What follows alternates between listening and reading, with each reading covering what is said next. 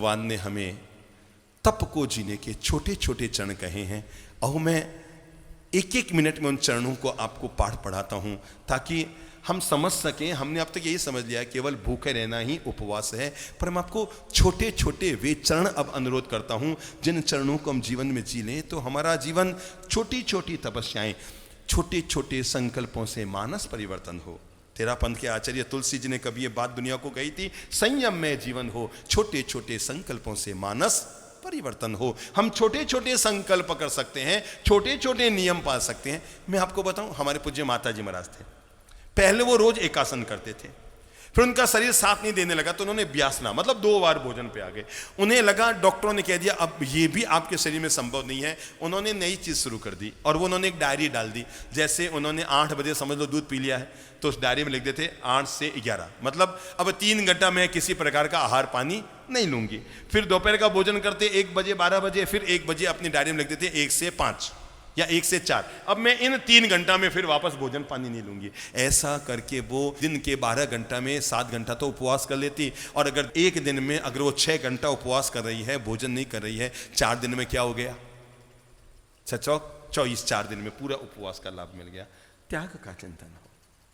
Number 1, भगवान ने जो 12 तपस्या के रूप कहे हैं उनमें नंबर 1 उसका नाम उन्होंने दिया है अनशन, यानी आहार का त्याग, पूर्ण या आंशिक रूप से।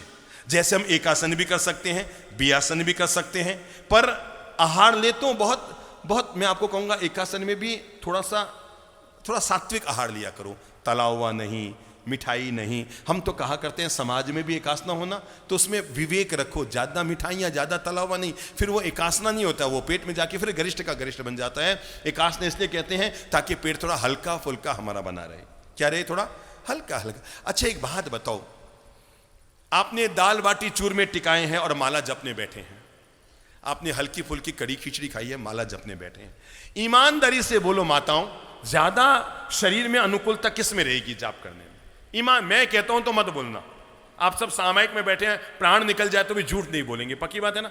मुझे आप ईमानदारी से बताओ, दाल बाटी चूरमा टिका कर आप बैठे हैं तबियत से यहां तक है? और उसके बाद आप माला जपने बैठे हो, और उसी पहले आपने केवल आयम्बिल किया है या कड़ी खिचड़ी खाई है या उपवास है, आप माला जपने बैठे हैं, आपका मन ज्यादा एकाग्र किस में होगा? जोर से बोलो, जोर से बोलो। कड़ी खिचड़ी में होगा ना। क्यों? क्योंकि ज्यादा दाल बाटी चूरमा खा लिया तो झेरियां मारते रहेंगे। क्या मारते रहेंगे? या तो झेरियां मारेंगे या दीवार का सहारा लेंगे या आलस आएगी, यार यूं यूं मंत्र चलता रहेगा, ताजगी नहीं रहेगी शरीर में। नंबर 2, उनोदरी, मुंह से बोलो उनोदरी। यह तपस्या का बहुत अच्छा रूप है। उनोदरी का मतलब होता है उदर यानी पेट, और ऊन यानी न्यून, न्यून यानी कम, भूख से थोड़ा सा कम खाना। यह इतनी बढ़िया तपस्या है जो आदमी को भोजन करते हुए बीमारी से बचा देती है। जैसे आपको लगता है आपको 5 फुलके खानी है तो कितने खाइएगा? 6। तो बोलो ना, बेटे बैठे हो कि नहीं, 6 का नंबर आ जाए। जैसे आपको लगता है कि मुझे 5 फुलके खाने हैं, 4 खा लो। अगर आप रोज 8 फुलके खाते हैं, 7 खा लो। 4 खाते हैं, 3 खा लो। जिस दिन से आपने ये नियम आपके लिए लागू कर दिया, उसी दिन से अपने मोबाइल से डॉक्टरों के मोबाइल नंबर हटा दो। जिस दिन आपने ये नियम अपने जीवन में लागू कर लिया है कि मैं भूख से न्यून यानी थोड़ा कम खाऊंगा। ये उपवास से भी कठिन है, ध्यान रखना। हाँ, उपवास करना सरल और भूख से कम खाना मुश्किल, क्योंकि उपवास में तो नियम है थाली पे बैठेंगे नहीं। अब थाली पे बैठे भी हैं, रसीली सब्जी है, मस्त मस्त रोटी है, नरम नरम फुलके हैं, 4 खाए, जी करता है एक और खा लो यार, मन पसंद सब्जी है। इधर लगे लोगों की मनपसंद सब्जी क्या होती है? आप लोगों की मनपसंद सब्जी क्या है? राज प्रभु, आपकी सबसे पसंद की सब्जी क्या है? तुरई। अच्छा, तुरई की सब्जी यहाँ के लोगों को पसंद है ना, ठीक है। अब तुरई की मस्त मस्त वो स्वादिष्ट वो बनी हुई सब्जी है, तो 3 की बजाय अपन क्या करेंगे? 4 खा लो। भगवान कहते हैं उपवास से भी ज्यादा कठिन कोई तपस्या है तो ये उनोदरी है कि भूख से कम खाना, सामने माल है फिर भी उसका त्याग करना। तीसरी जो तपस्या है उसका नाम है वृत्ति संक्षेप।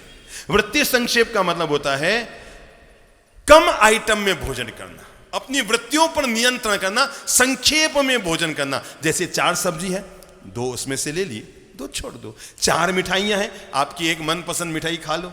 जैसे समझो बीमारी को अगर ठीक करना है, जैसे गुलाब जामुन है और आपकी इच्छा है मैं 4 गुलाब जामुन खाऊंगा, ठीक है ना, मैं 4 गुलाब जामुन खिलाऊंगा पर तबीयत ठीक रहेगी। एक काम करो, एक चक्कू लो, पहले एक गुलाब जामुन के 4 टुकड़े कर लो, ठीक है। क्या करो, सीख लो, एक गुलाब जामुन के क्या करो, 4 टुकड़े कर लो और वो 4 टुकड़े थाली में रख दो। अब एक एक टुकड़ा ये सोचकर खाओ कि एक एक गुलाब जामुन खा रहा हूं, गुलाब जामुन 1 खाया गया, 4 का मजा आ गया, ठीक है ना। समझ में आई ये चीज, इसको समझो आप, विज्ञान है ये। आप खाएंगे तो 4 गुलाब जामुन रुक नहीं सकते हैं, तो इसके पहले 4 टुकड़े कर लो और 4 टुकड़े करने के बाद एक एक टुकड़ा, एक एक गुलाब जामुन। जैसे गरम गरम कचौली आई है, कितनी खाएंगे हस्तीमल जी? 4। हाँ, इससे कम में क्या खाना फिर 4 तो मिनिमम में है अपनी तो। अरे जहां के लोग 80-80 किलो के भाले उठाते रहे, उनके लिए 4 कचौली होती क्या है। तो सीधा साधा बता दो 4 कचौली खाने का तरीका। एक कचौली लो, क्या किया, क्या किया, 4 टुकड़े कर लिए। पहली कचौली, दूसरी कचौली, तीसरी कचौली और चौथी कचौली। 4 कचौलियां खा ली। पेट में कितनी गई? 1। मन को लगा कि 4 कचौलियां आपने खा ली है। ये मैं क्यों बता रहा हूं, ये भगवान श्री महावीर ने बहुत अच्छी तपस्या बताई है, वृत्ति संक्षेप, वस्तुओं की मात्रा को कम करके खाना। मैं आपको कैसे बताऊं, हमारे धर्म की जितनी बातें हैं ये सिर्फ हमारे स्वास्थ्य के लिए है। रात्रि भोजन केवल इसलिए नहीं कि हमें जीवों को बचाना है, उससे पहले खुद को बचाना है। अगर खुद को बचाना है तो रात्रि भोजन हमें छोड़ना पड़ेगा। ऐसा नहीं कि शाकाहार हम केवल इसलिए करते हैं कि हम जीव को बचाना चाहते हैं, वो तो है ही, इसके साथ शाकाहार हम इसलिए करते हैं क्योंकि हमें स्वस्थ रहना है। बोलो तो शाकाहार, पहला अक्षर क्या है? शा। शा का मतलब है शांति। दूसरा अक्षर क्या है? का, यानी शांति कारक। तीसरा अक्षर क्या है? हा, यानी हानि। और चौथा अक्षर क्या है? र, यानी रहित। शाकाहार शांति पूर्वक हानि रहित किया जाने वाला आहार शाकाहार। बोल लो, दिमाग में ले लो। शाकाहार मतलब शांति कारक, का यानी कारक, आगे क्या है? हा, हा यानी हानि, र यानी रहित। शांति कारक हानि रहित जो आहार है उसका नाम शाकाहार है। तीसरी तपस्या परमात्मा दे रहे हैं, रस परित्याग। क्या है? रस परित्याग, यानी वस्तुओं के स्वाद के प्रति पलने वाला आकर्षण। कभी कभी दूध छोड़ दो, कभी कभी दही छोड़ दो, कभी कभी तेल छोड़ दो, कभी कभी गुड़ छोड़ दो, कभी कभी अपनी ज़िंदगी में मिठाइयाँ, नमकीन, मिर्च, मसाले। भाई आज मैं दूध नहीं पीऊँगा, ठीक है, हुआ ना, शरीर पर नियंत्रण हुआ। अब दूध नहीं पिएंगे तो कई चीज़ों से बच जाएंगे। आज मैं दही और दही की चीज़ नहीं खाऊंगा, आज मैं मिठाई या तली हुई चीज़ का प्रयोग नहीं करूंगा। कोई एक चीज़ सुबह उठ करके आप संकल्प कर सकते हैं, जिसको हमारी भाषा में कहा गया है विगय परित्याग। क्या कहा गया है? विगय, यानी एक चीज़ का। बहनों आप समझ रहे हैं ना मेरी बात को? सभी बहनें समझ रही हैं। कोई एक चीज का सुबह उठकर हम परित्याग कर सकते हैं। 5वां है काय क्लेश, यानी शरीर को साधना। जैसे ये बहुत बड़ी तपस्या है। जैसे आज मैं प्रवचन पद्मासन में बैठ के सुनूंगा, ठीक है ना। पद्मासन लगा दिया, पहले उल्टा पांव सीधी जंघा पर, फिर सीधा पांव उल्टी जंघा पर, और ये होकर पद्मासन। और आपको पता है पद्मासन में बैठकर अगर हम कायोत्सर्ग करेंगे, ध्यान करेंगे, तो हमें प्रमाद आएगा ही नहीं। आप पद्मासन में यूं बैठ ही नहीं सकते लटक कर। पद्मासन में कमर हमेशा सीधी रहेगी। पद्मासन में बैठ जाओ, खड़गासन में बैठ जाओ, वज्रासन में बैठ जाओ, सिद्धासन में बैठ जाओ, किसी भी प्रकार का शरीर के भाव से मुक्त होकर मैं शरीर को साधना। काय क्लेश का मतलब क्या होता है? शरीर को साधना। मैं 1 घंटा तक खड़े खड़े आज प्रवचन सुनूंगा। मैं आज पद्मासन लगा के, मैं आज कमर सीधी करके, ठीक है ना, क्या करके? कमर सीधी करके। हम लोग जब अगली बार आए ना, ये जो चातुर्मास प्रबंध समिति वाले, तो अभी तो आपने कुर्सी लगाई है, अगली बार टेबल लगाइएगा।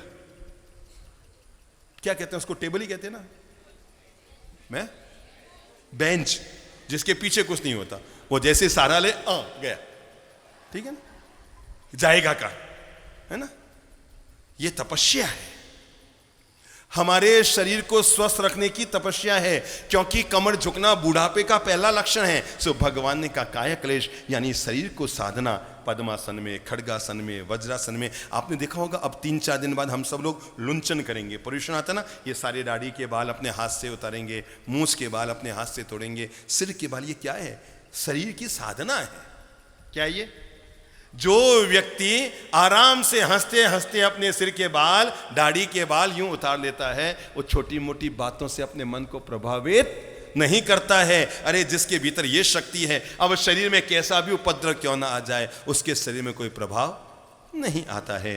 हाँ, छठी तपस्या अपने जीवन से जोड़ लो, वो है संलीनता। यानी कभी कभी संतों के पास जाकर पौषध व्रत ले लिया करो। पौषध का मतलब होता है एक दिन का संत जीवन। पति पत्नी, परिवार परिजन, दुकान मकान, व्यापार, वैभव, धन संपत्ति, इन सब का त्याग किया एक दिन के लिए। किसी गुरु महाराज के पास गए और जाकर संत का जीवन एक दिन के लिए स्वीकार किया। आज मैं आहार पानी भी नहीं लूंगा, आज मैं सांसारिक व्यवस्था में नहीं जीऊंगा, पति पत्नी से मुक्त रहूंगा, सांसारिक धनार्जन व्यापार व्यवसाय से मुक्त रहूंगा, और 24 घंटे संतों के सानिध्य में संत जैसा जीवन, पौषध व्रत अपने जीवन में जीऊंगा। यानी इंद्रिय संलीनता, बाहर की ओर भगते हुए मन को अपने भीतर की ओर लौटा कर लाना, ये तो ही बाहर की तपस्या।